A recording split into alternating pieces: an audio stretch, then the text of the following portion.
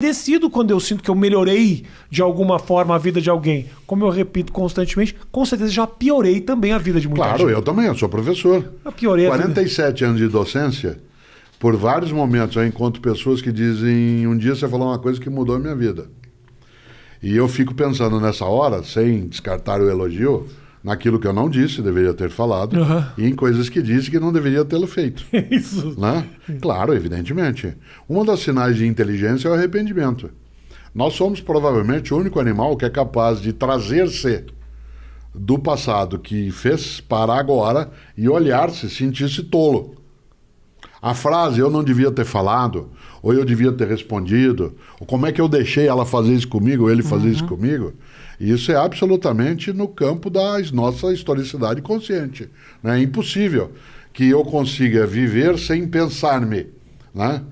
A ideia de consciência, para imaginar alguém como você, que vive também em palco, né? É você estando no palco, estar sentado na plateia se olhando, né? Vendo seu próprio desempenho.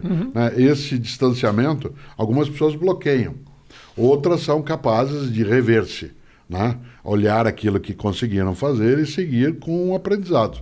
Mas que, sem dúvida, né? Deixar o legado é algo que pode ser feito por algo que se torna, para uma pessoa que se torna importante, ou pode ser apenas, né, você produz um impacto como aquele que atirou no John Lennon, né, em dezembro de 1980. Né, e fez por quê? Para ser notado.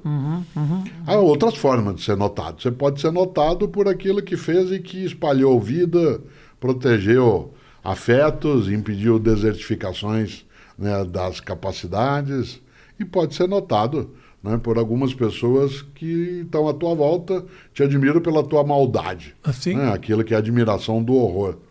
Eu tenho, dentro da tua atividade, tua profissão, tem pessoas que estão na minha memória que são inesquecíveis. Eu, aos 10 anos de idade, eu assisti a uma apresentação, não existia o termo ainda stand-up, você não tinha ajudado a inventar essa ideia Quem no me Brasil. dera No Brasil. tivesse eu, né?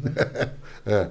Eu assisti a uma apresentação em Londrina, minha cidade, eu tinha 10 anos, eu saí de lá com 13, num ginásio de esportes, que é o pior lugar para fazer uma apresentação. Uma acústica terrível, quente.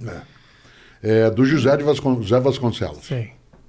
Eu tinha 10 anos. José Vasconcelos é considerado por nós, comediantes, como a primeira semente de stand-up comedy. Porque ele já fazia uma coisa mais one-man show. Isso, porque ele tinha os áudios, ele falava, mas eram histórias que não eram piadas, eram histórias... Onde está José Vasconcelos? Em mim.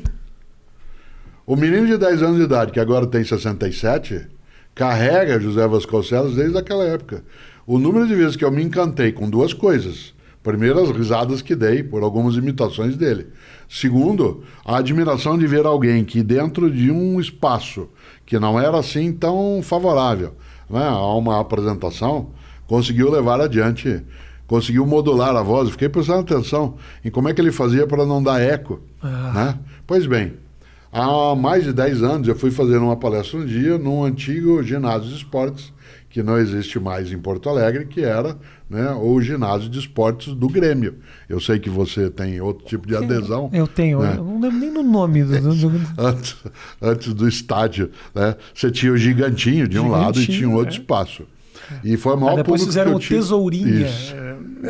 O maior público que eu tive na minha vida. Tinha 10 mil jovens do Rio Grande do Sul ali para assistir. Eu nem sabia que existiam 10 mil jovens no Rio Grande do Sul. Eu sei. Uma parte deles está no Rio de Janeiro. Muitos deles foram embora. Outros vão para a Califórnia. Isso. Né? Eles e o Lulu Santos e o Nelson Mota. E uma coisa boa, aliás, ótimo livro que eu li. Foi um dos melhores livros que eu li ultimamente, foi o Nelson Mota. Né? Melhor que da Jane Fonda? Não. Jane Fonda é outra lógica.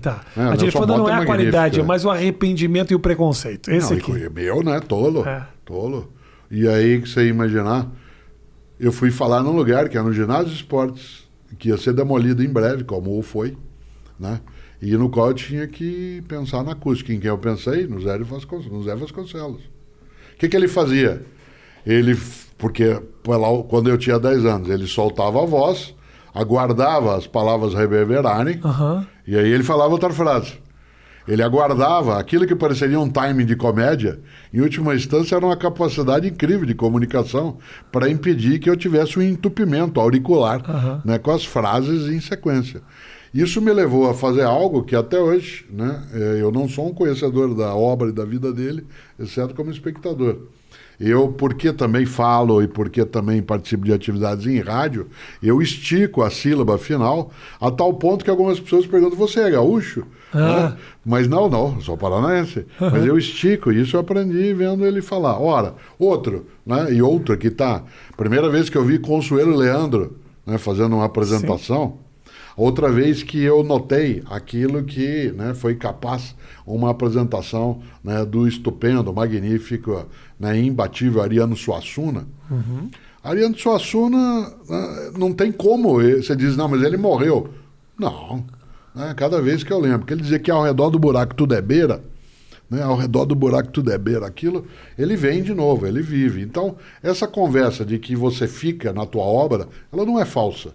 Pode ficar de modo malévolo, pode ser difamado ou pode ser afamado, né? Por isso eu quero sim, né? Quero permanecer, né, nas pessoas, quero que elas pensem assim, nossa, Cortella faz uma falta, para isso eu não quero nem matar, nem roubar, né? Nem, e nem tergiversar. O trabalho maravilhoso que foi feito até agora. Pois é, você olha e fala, um professor de filosofia, seria tão bom, né, que as pessoas se sentissem falta, né? E eu gosto, né, desta ideia. E isso vale em várias coisas, né? Para mim, uma das imagens, se eu tivesse agora, não de paletó, mas fosse um momento de inverno que eu tivesse com uma blusa de manga, eu jamais esqueceria Jerry Lewis. Na Jerry Lewis, o meu sonho, quando criança, era para usar uma blusa daquelas dele, né, de cachemir, daquele argentino, só para poder fazer isso, puxar como ele fazia e deixava aqui, né, e portanto ele operava a mão de um jeito, que é aquilo que a gente chama de mão de mágico, né, tal como eu que estou sem uma camisa de manga comprida por baixo, que a mão fica à mostra, nada numa mão, nada na outra, o truque era esse, né, que era o que ele fazia.